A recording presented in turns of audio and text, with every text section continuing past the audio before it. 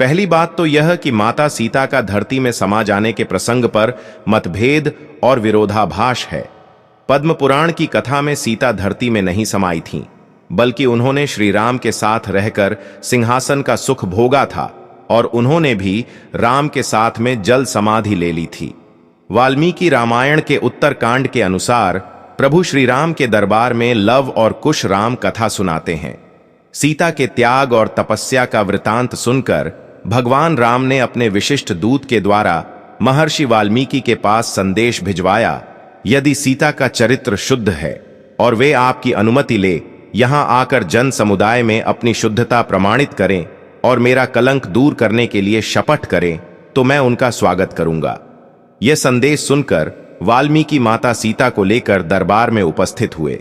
सीता की दीनहीन दशा देखकर वहां उपस्थित सभी लोगों का हृदय दुख से भर आया और वे शोक से विकल हो आंसू बहाने लगे। वाल्मीकि बोले, श्री राम, मैं तुम्हें विश्वास दिलाता हूं कि सीता पवित्र और सती है। कुश और लव आपके ही पुत्र हैं। मैं कभी मिथ्या भाषण नहीं करता। यदि मेरा कथन मिथ्या हो तो मेरी संपूर्ण तपस्या निष्फल हो जाए। मेरी इस साक्षी के बाद सीता स्वयं शपथ पूर्वक आपको अपनी निर्दोषिता का आश्वासन देंगी। तत्पश्चात श्री राम सभी आर्षि मुनियों, देवताओं और उपस्थित जनसमूह को लक्ष्य करके बोले, हे मुनि एवं विज्ञजनों, मुझे महर्षि वाल्मीकि जी के कथन पर पूर्ण विश्वास है, परंतु यदि सीता स्वयं सबके समक्ष अपनी शुद्धता का पूर्ण विश्वास दें तो मुझे प्रसन्नता होगी।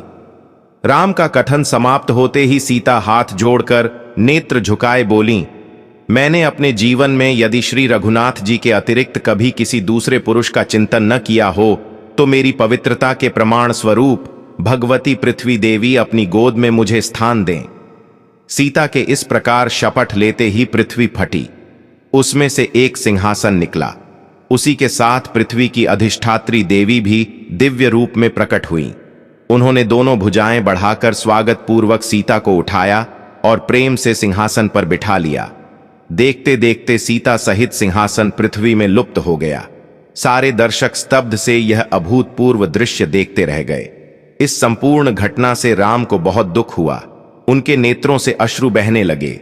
वे दुखी होकर बोले, मैं जानता हूं मां वसुंधरे, तुम ही सीता की सच्ची माता हो।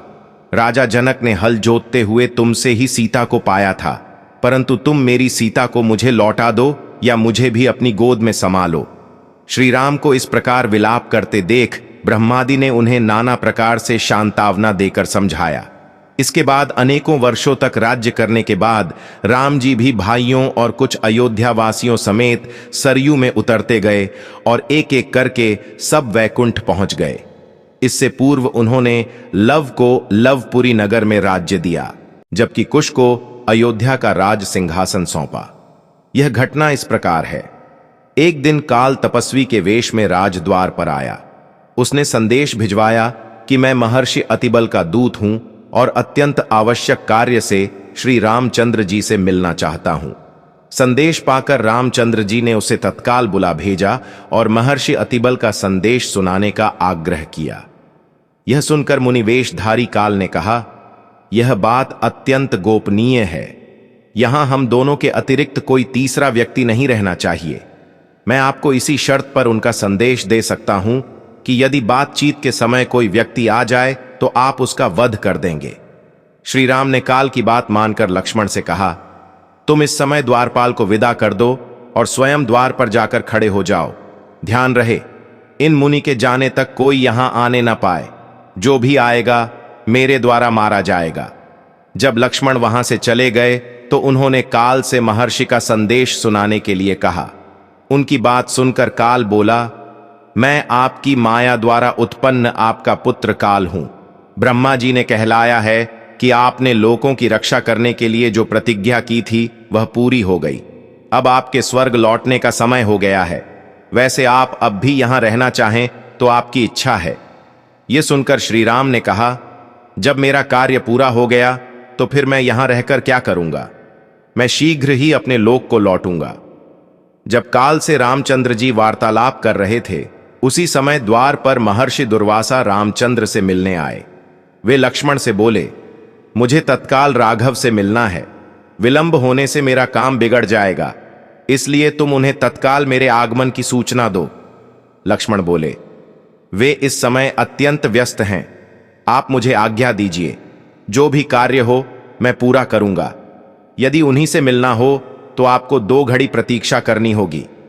यह सुनते ही मुनि दुर्वासा का मुख क्रोध से तमतमा आया और बोले, तुम अभी जाकर राघव को मेरे आगमन की सूचना दो। यदि तुम विलंब करोगे तो मैं शाप देकर समस्त रघुकुल और अयोध्या को अभी इसी क्षण भस्म कर दूंगा।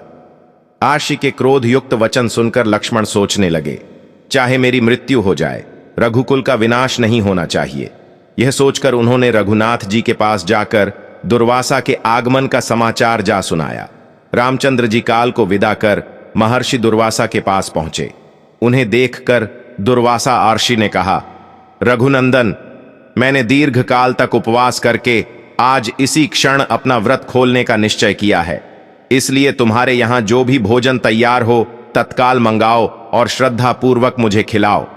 रामचंद्र जी ने उन्हें सब प्रकार से संतुष्ट कर विदा किया। फिर वे काल को दिए गए वचन को स्मरण कर दुखी हो गए।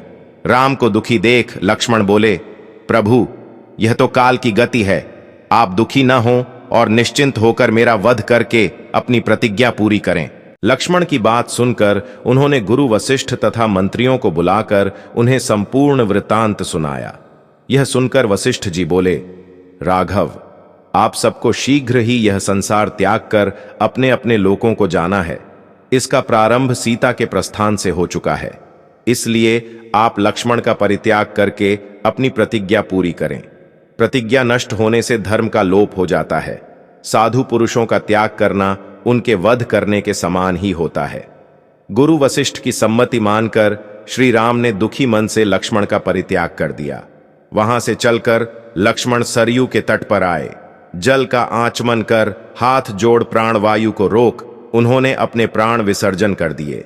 इसके बाद श्री राम भी जल समाधि लेने के लिए आतुर हुए और उन्होंने भरत को राज्य सौंपना चाहा, लेकिन भरत ने इनकार कर दिया।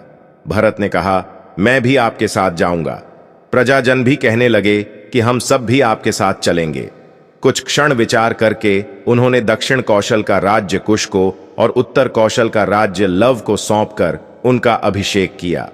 कुश के लिए विंध्याचल के किनारे कुशावती और लव के लिए श्रावस्ती नगरों का निर्माण कराया। फिर उन्हें अपनी अपनी राजधानियों को जाने का आदेश दिया।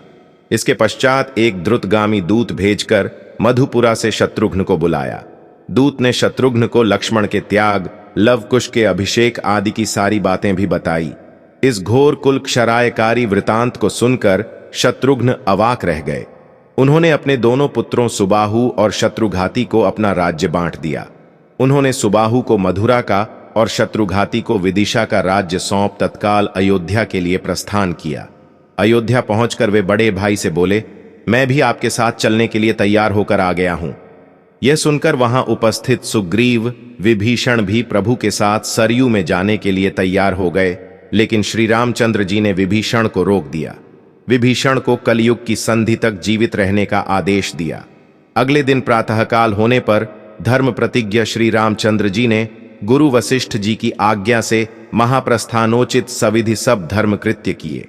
तत्पश्चात पीतांबर धारण कर हाथ में कुशा लिए राम ने वैदिक मंत्रों के उच्चारण के साथ सरयू नदी की ओर प्रस्थान किया। नंगे पैर चलते हुए वे सरयू तट पहुंचे। उनके पीछे सारा नगर था। इस समस्त समुदाय में कोई भी दुखी अथवा उदास नहीं था, बल्कि सभी इस प्रकार प्रफुल्लित थे जैसे छोटे बच्चे मनचाहा खिलौना पाने पर प्रसन्न होते हैं। श्री रामचंद्र जी ने सभी भाइयों और साथ में आए जनसमुदाय के साथ पैदल ही सरयू नदी में प्रवेश किया। आकाश में स्थित सभी देवता उनकी स्तुति का गान कर रहे थे। प्रभु के पीछे जिसने भी सरयू में डुबकी लगाई वहीं शरीर त्याग कर परम धाम का अधिकारी हो गया। मित्रों, वीडियो में अंत तक बने रहने के लिए धन्यवाद मित्रों।